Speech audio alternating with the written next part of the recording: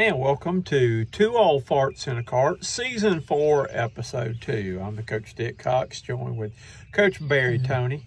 Kind of a cloudy day today, cool day today, but not a very busy day, a very relaxing day at the golf course. Hey, it is today. there, Coach. Hey, we just don't think too much about this silly game. Just go out there and hit, and everywhere it goes, it goes. For all of you yesterday that fell for my April Fool's joke, no, I'm not coming out of retirement.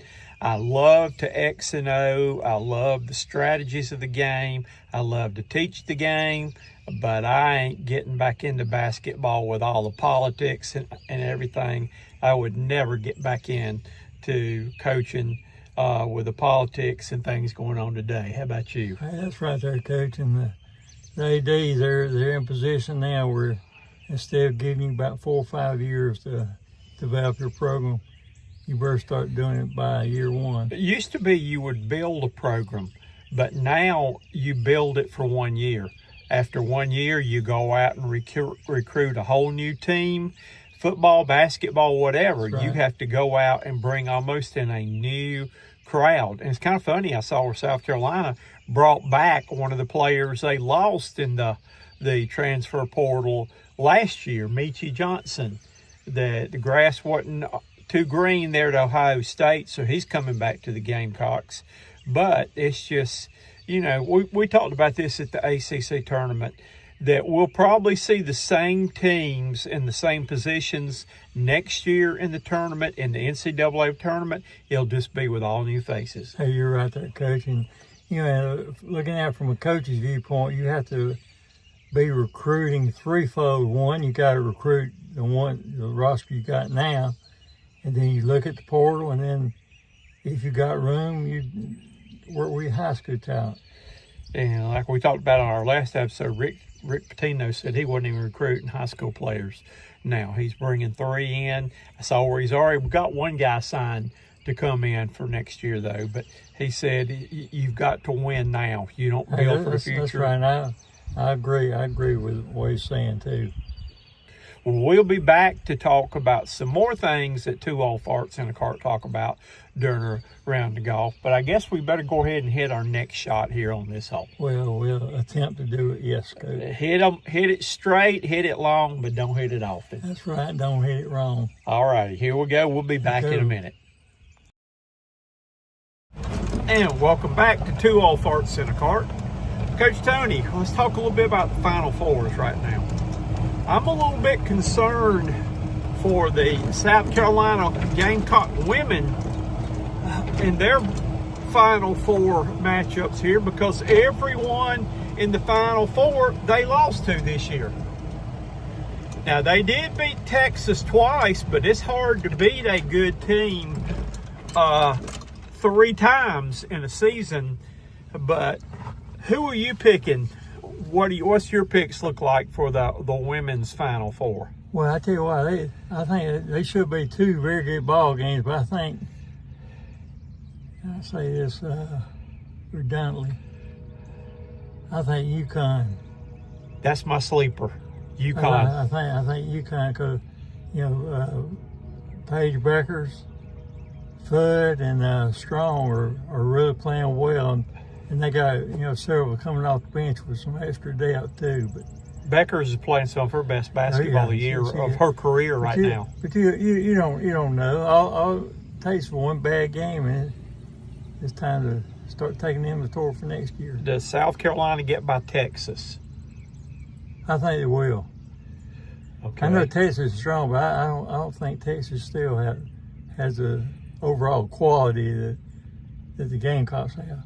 I'm a little concerned, though. South Carolina, maybe it's good. They have played 3 bad games in a row, but they found a way to win. I'm thinking right now they're getting one-dimensional, that their outside shooters either don't have the confidence or they've been told don't shoot it out there. Very much from the outside. No. And again, that's where they were, when they're rolling, that's when Pow's hitting threes, Tessa Johnson's hitting threes and all, but I don't even think that they're letting them even shoot it now. Tessa's almost been non-existent the last game or 2. And Joyce Edwards has been non-existent the last few games. Fooling Wiley, everybody talks about her, but she's hot or cold. You never know what you're going to get with her, though. But my sleeper team in the women's Final Four is the Yukon Huskies. Yeah, mine too. I'm just looking at how well they've been playing, this last month or so. But it's one of those type of things there, Coach. Who's to say? And I'll be honest, if South Carolina can't win it, then I'm pulling for Yukon. How about you? Yeah. Ariama, he's about due for one because it's been a while since he's won one, hasn't he? It has, and and they've got a good basketball team, but you have not heard anything about Yukon all year. They've been kind of disrespected, and I think they got something to prove. And I think Ariama, he probably likes flying under the radar for a while. Yeah. All righty, well, let's go grip it and rip it off this tee box, and we'll be back in just a minute. Oh, we have just hit off there. Coach Toney just was blessed by a monkey in a tree that threw his ball right back out in the middle. Need a break every now and then. Great shape there. Well, Coach Toney, we talked about the women's Final Four. All number one seeds in there with the men there. No surprises of who's there. All right, handicap that one for me. I tell you what there, Coach, I'm going with Duke on this one. I think so, too. It could go other ways, but, my gut feeling is Duke. But, you got 4 number one seeds. Hey, anything happen, who's playing the best on that day? Didn't Duke and Auburn play earlier this year? Did they? Yes, I believe Duke won, didn't they? I believe they did, yeah. Of course, that was at Cameron, too, wasn't it? Yeah, that kind of helps a little bit, too, there, though. You're right. But, yep, we've got, true to form, Florida pulled one out of Wazoo the other night. In that game, they looked dead in the water with 3 minutes to go. That's right, but Florida, they could be a sleeper in this thing. You never know. They could. They sure could. I just was impressed with how Duke just really handled Alabama. They just took it to them right there. I wasn't so much surprised that Duke beat them. I was more surprised by 20-point deficit. I didn't think they'd be bound by 20. Well, they turned Sellers' water off more than Spartanburg Waterworks could do. After he had the big game of 11 or 12 threes, they held him to like 5 points. Right, yep. Something like that, though. But I'm with you. I'm going with the Blue Devils. Who you going with in the finals? Duke and who?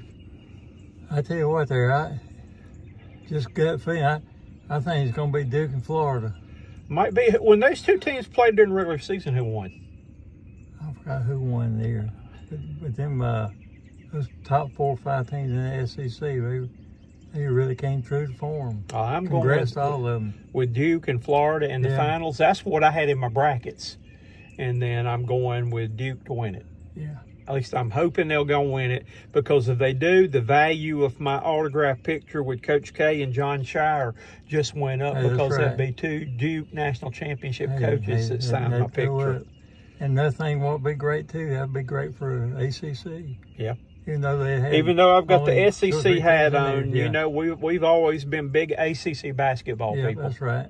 And all there. And we appreciate the fine treatment they gave us, Yeah, allowing us to come to the tournament. And we got to see the Duke Blue Devils firsthand, and we realized then they were going to be a team to beat. They were special playing the way they were playing without their so-called star player. They didn't miss a beat. No. They didn't. So that depth factor came in. So March Madness is winding down. March Madness leads to April Sadness.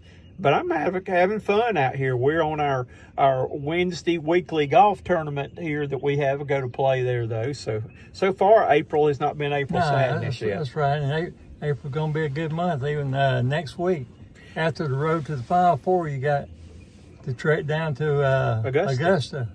How much damage was done to the golf course down there? I hadn't heard anything. I guess we'll find that out in about a week or so. I don't know if we'll not, because they pretty secretive down there. Yep. It's not Hootie's Army anymore, is it? They got everything, all the damage disguised like green paper wrappers. They know how to do it. Yes, they can give it a cosmetic I'm looking forward to update. watching the golf tournament where you won't have 1,000 commercials on it. Yep. Hey, the Masters does a great job with their commercials. Well, let's go down here and see if we can find our balls and finish this hole out. All right, so let's go, Coach. All righty. We'll see you later. Adios.